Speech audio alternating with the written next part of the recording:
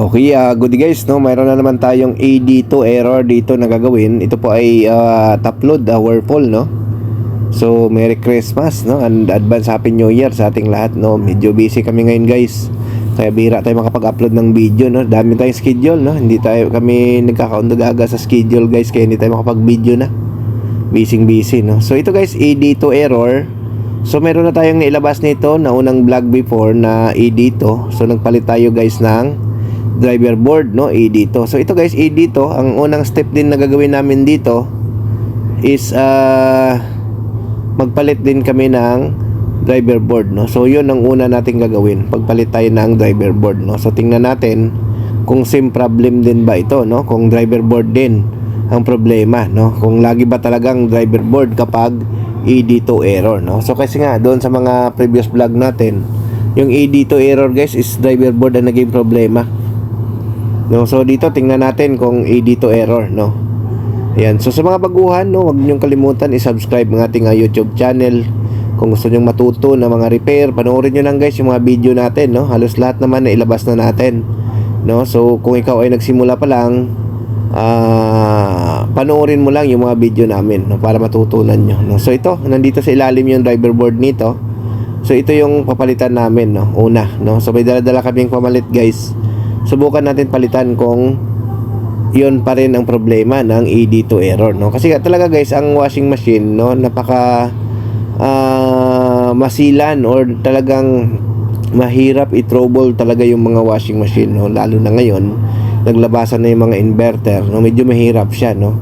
So kailangan talaga matinik ka rin mag-diagnose, no, pagdating sa mga automatic washing machine, kasi para hindi ka mahirapan or hindi ka magdo-double gastos, no?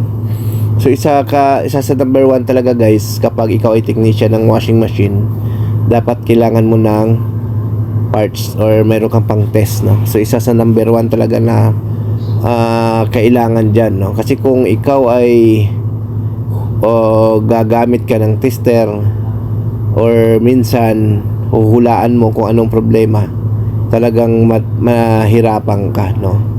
So ito guys, ang ginawa natin dito, palitan namin to ng driver board, no? So tingnan natin kung AD2 error nito ngayon is driver board pa rin, no?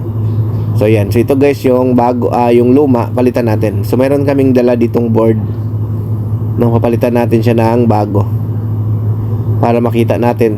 Tapos i-testing natin guys kung ayos na, no? So yun, nandito kami guys sa Garden Villas, no? Nagse-service ngayon, no? Ayan. So binaklas lang natin yung mga sakit dito. So bago natin palitan, no, pwede naman natin i-check muna. So check natin, no?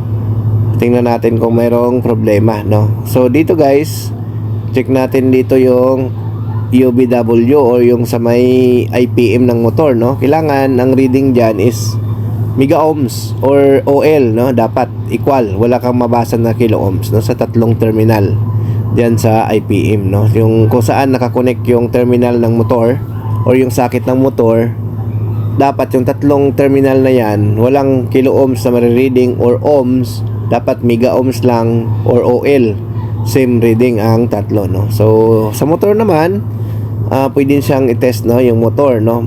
Dapat equal din yung resistance value ng motor, no? Ayan.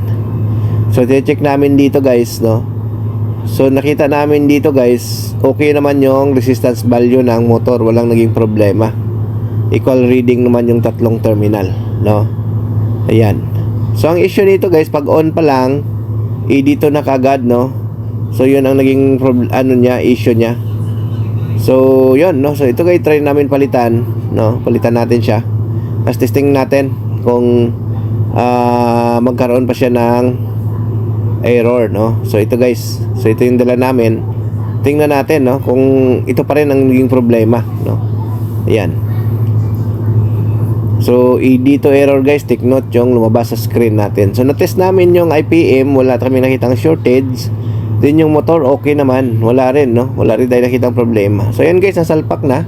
Testingin natin, no, kung mag-okay na ba. So isaksak muna natin dito. Ayan. So yun, tingnan natin, i-on natin. Ayan, oh. Lagay natin sa spin. Start natin. Ayan. Ayun, AD2 pa rin, no? Ayan, no?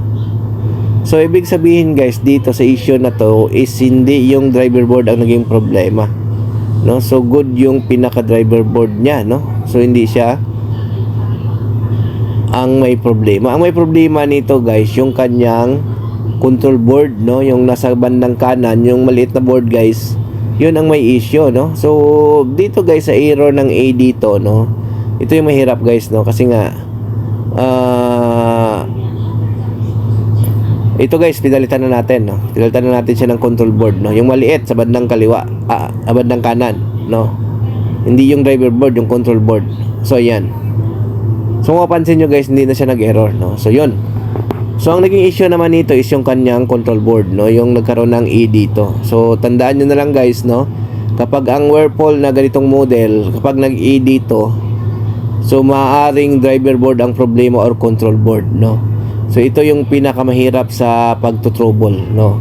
Ng washing machine. Kailangan mayroon ka talagang dalang pang test dito. No, tulad niyan guys, no? Sa mga previous vlog natin, yung E dito ay yung control board, yung driver board. So, ngayon naman guys, ang naging problema niya is yung control board. No? So, E dito, same error, no? Kaya, yan, no? So, ayan guys, so yun, pinalitan natin. So, ibabalik namin yung bago. Yan, binalik natin yung luma, yung bago, ayan. So, kinabit natin yung bagong dala namin, no? So, ito yung ito yan yung luma, no? So, yun. So, okay na siya, no? So, yun, ang naging problema niya yung control board dito sa ED2 error na ito, no? So, yun. So, available sa amin guys yung parts na yan. So, yun lang ang problema dyan. Pag nag-ED2 yung mga na-encounter nyo, so, kailangan nyong mag-try and error dyan, no? So, either yung driver board or yung control board ang kailangan yung palitan. Ayan. So, okay. Thank you. Bye-bye.